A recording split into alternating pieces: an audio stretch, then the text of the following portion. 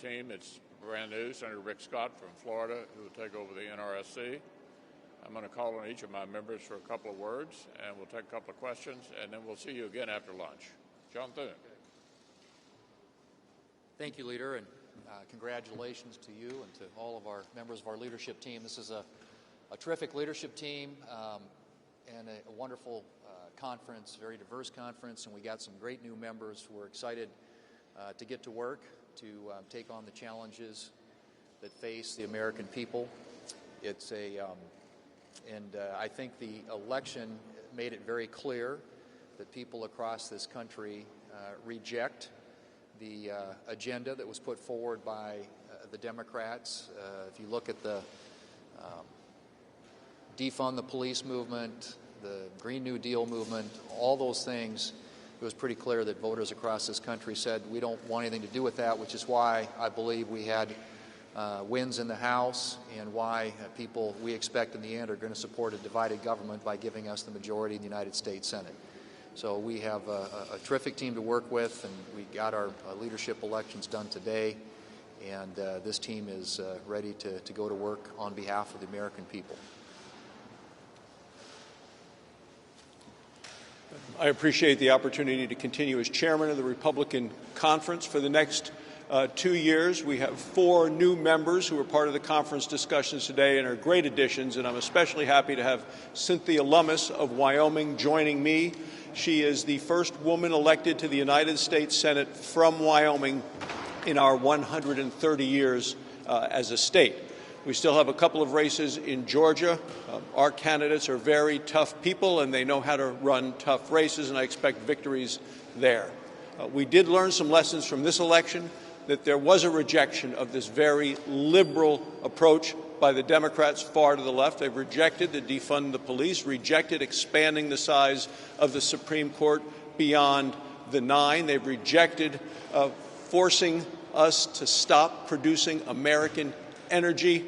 As Republicans, we're going to keep talking about the things that we believe people at home believe is important to them, which is getting back to work, getting our kids safely back to school, and getting this coronavirus disease behind us, and that is what the Republican Conference is going to continue to talk about.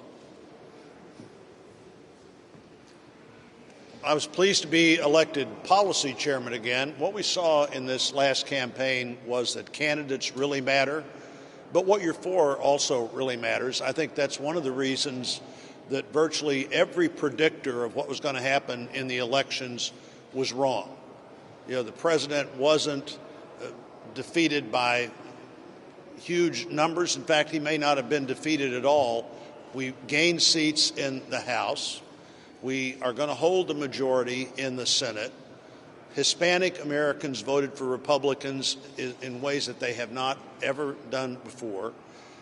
African American women, young African American men below, say, 35, high percentages of them, way beyond expectations, voted for our candidates, voted for the president.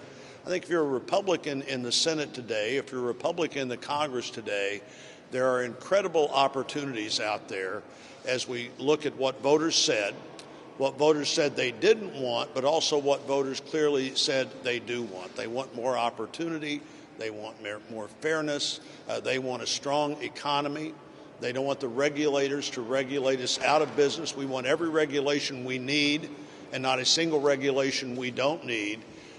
They'd like to see what happened in the first 3 years of the Trump administration continue to happen. That's a message that we all need to pay close attention to.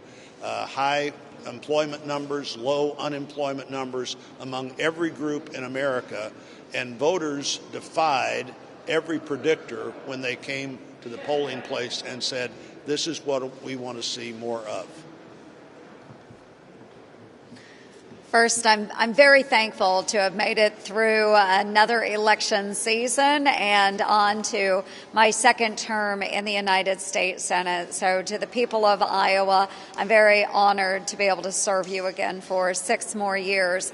For this leadership team and for my Republican conference, I want to say thank you so much for once again electing me as vice chair of the Republican conference. It is such a tremendous opportunity for me to be able to take the story stories that I get, and you hear me talk about it all the time, but I'm so proud of the 99 county tour that I do every single year, that Chuck Grassley has done for 40 years, to be able to gather those stories from Iowans and take their opportunities and their challenges and their voices and lay it out with the members of this leadership team to make sure that they are represented here to the best of my ability in the United States Senate.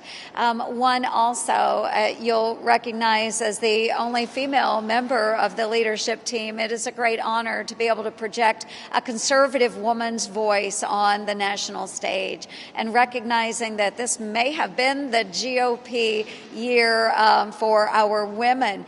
And again, just adding an additional voice for them as we continue to move through this next term. But again, just so grateful, first, again, people of Iowa, and then to the members of my conference for re-electing me, putting their trust and confidence in me for this position as vice chair. Thank you. First off, it's a real honor to get elected to do this job. It's a hard job. I'm going to take it very seriously. I know the job is to make sure we have a Republican majority in the Senate. First, we've got to go win in Georgia, and we're going to win in Georgia. We all heard what the Democrats are going to do. Chuck Schumer said if he can take Georgia, he can change America. And we know what the Democrat changes are. Medicare for All, which is going to take away private health insurance for 150 million Americans. The Green New Deal, which is going to ruin our economy. It's a $100 trillion expenditure. The socialism, reduce funding for the police. All these things are going to change the America that we all grew up in, that we all want to keep. We've got great candidates for the 22 cycle. We're going to recruit others, and we're going to continue to have a Republican majority after the Georgia races and at the end of 22. We're going to have another stakeout after lunch. I've got to go open the Senate, but I will take a couple quick ones. What does it say about America that heads of states from around the world have congratulated President-elect Biden and Vice President-elect Harris, and Republican leadership has been elected to do so? Are you all afraid of President Trump? Well, what it says about America is that until the Electoral College votes, anyone who's running for office can exhaust concerns about counting in any court of appropriate jurisdiction. That's not unusual. It should not be alarming.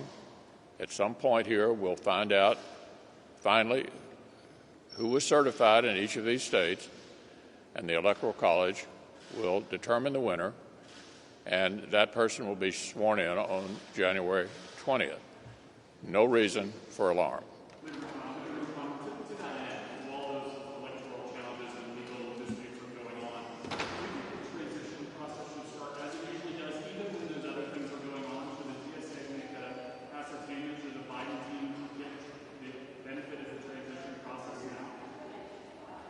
I don't think anything that's occurred so far interrupts an ordinary process of moving through the various steps that I indicated and allowing, if there is a new administration, it to work through the transition. All of these steps will be taken at the appropriate time. All of these steps will be taken at the appropriate time. Now, I'm going to go over and open the Senate. We have another stakeout after lunch, and I'll be happy to take your questions then.